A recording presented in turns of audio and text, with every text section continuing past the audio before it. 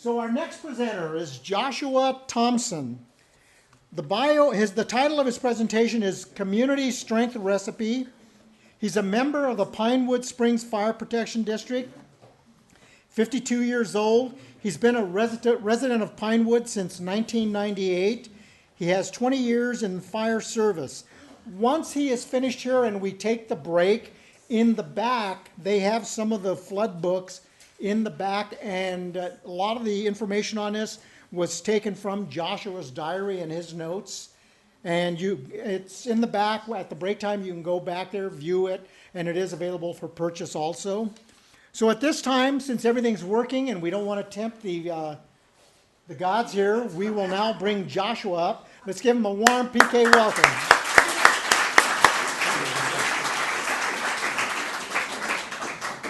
Good evening.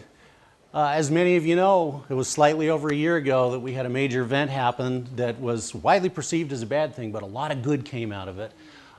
Probably the biggest good thing that we discovered is a renewed sense of purpose in our community.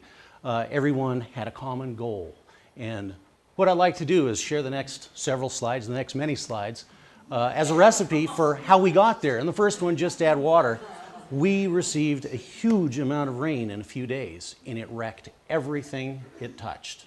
There was a lot of water. It rained for 2 solid days and part of a third day. It went everywhere. Anything that was low was affected by water. Cars were ruined, mangled into balls that were only recognizable because you could see a wheel or something like this. Houses were destroyed. Lives were lost. There was a lot of damage in a very localized area, even though the major area was also feeling the effects of it. There were people isolated as well. There was a lot of violence with this. You could see trees floating down rivers, propane tanks, find snakes in trees where there usually aren't. People were isolated, and that was a difficult thing. Roadways were severed. All the utilities were cut. Phones, water, roads. But people were safe for the most part.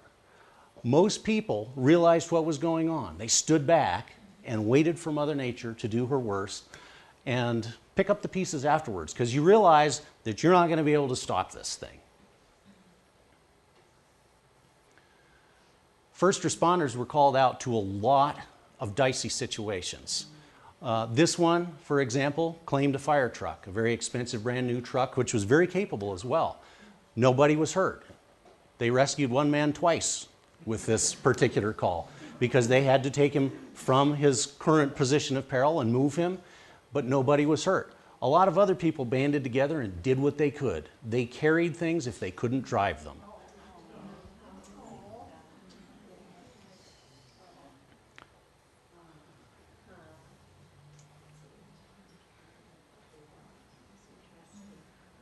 So once the immediate danger had passed and the realization that we were stuck sunk in, the firehouse became the center of the community. There was a lot going on there. There were daily briefings, information. It also became the medical clinic, the kitchen, the planning area, the airport. And the airline was an unusual one. It was the U.S. Army. They came in for a couple of days and moved a lot of people out. People that needed to be moved out quickly were given high priority. These machines are unbelievably powerful. They take 25 people at a time, whisk them away with all their baggage and their pets, and take them away to Fort Collins or Boulder. And once the evacuation was done, there were repairs to be made and further evacuation overland to be made. People took it upon themselves, helping each other, working alone, doing whatever needed to be done to effect immediate repairs. Some of those repairs are still going too.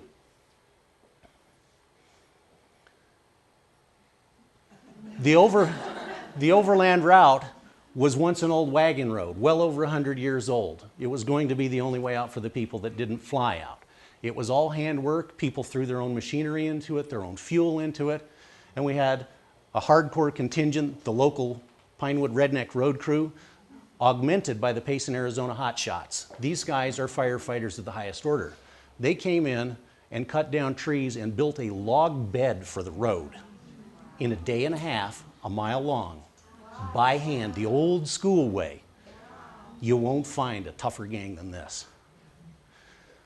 After a few days, the road dried out. It was a single width wide. Anyone with a dual combination on the back of their truck would have difficulty, but it was capable of two-wheel drive.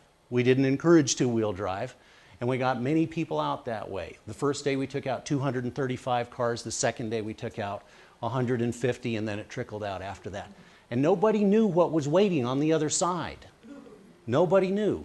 But we got to the other side of the road, and there the people that were on the other side of the mountain welcomed us. What a cool feeling. What a cool feeling. So as we went down the hill toward Lyons, that feeling wore off. These people took it in the chin. It was like a war zone. Everything was wrecked. You know, we were isolated, 11 days of isolation. They lost their homes. We felt pretty bad for our neighbors at that point. They're recovering. Once that wore off, a lot of people decided that they wanted to get right back home, so they started building trails and carrying stuff in, whatever you could carry. And you plan carefully at the grocery store when you have to carry it. And they decorated the place just a little bit to remind themselves that this was home. We got bigger help than that, though. We got really good help. People ask what's wrong with kids these days. There's nothing wrong with the kids in green. They came in and they laid down a road in time for Thanksgiving. Was it a great road? No, but it was a road, and we were home for holidays. So, the northeast quarter of our state was affected. A handful of people were killed. Tons of businesses and homes were affected. 22,000 homes were affected. Huge amount of area. 17 counties were affected. This was probably the biggest natural disaster to hit our part of the state that we'll ever remember. The second largest military airlift in U.S. history of civilians. An unnamed storm, second only to Katrina. The military came in and helped people without questions. It was rough and ugly, but it got done. 6 people lost, 300 unaccounted for people were found. Here's something interesting. The fire service that participated in this was all volunteer. 73% of the 1.3 million firefighters in this country do it for free. It's a critical industry. They do it for free. If you ever have spare time or spare money, please consider spending it there. Okay.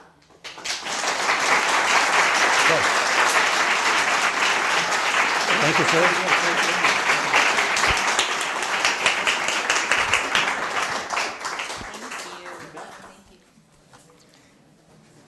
And like I say, at break, you can see the book that chronicles a lot of what he spoke of here and has a lot from the diary that he kept during that process. And that is a part of one of the good things about Pecha. We get the positive feedback of what a wonderful area and community we live in and how we are all interdependent no matter how we think we may not be and how we can all step up and help each other. And also, it's the kind of thing, it's one of those make you feel good type things, so we definitely enjoy that.